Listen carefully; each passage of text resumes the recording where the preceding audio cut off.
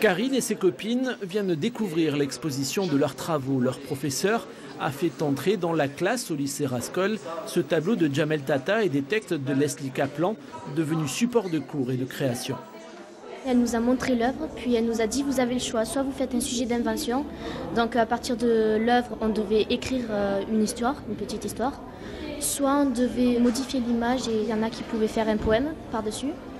Première approche quasiment tactile de l'art contemporain rendue possible par le fonds départemental l'Artothèque qui a mis 8 œuvres à disposition de 10 établissements du Tarn. Au final, plus de 400 élèves ont ainsi découvert les affres de la création.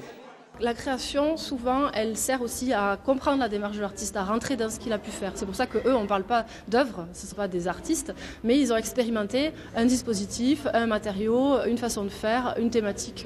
Le portrait était à l'honneur cette année, par exemple.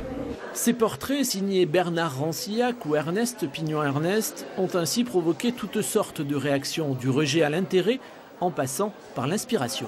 Moi j'ai bien aimé la fille à la baignoire, celle qui est ici.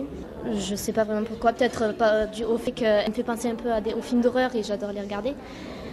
Donc j'ai tout de suite trouvé une histoire à raconter. Preuve que l'enseignement de l'art peut se faire dans le sourire et le plaisir. Forte de ce succès, cette expérience originale, inventée par le Centre d'art Lelay, l'inspection académique du Tarn et le Conseil général, devrait être renouvelée l'année prochaine. La 7e édition de Bouffaventas se tient ce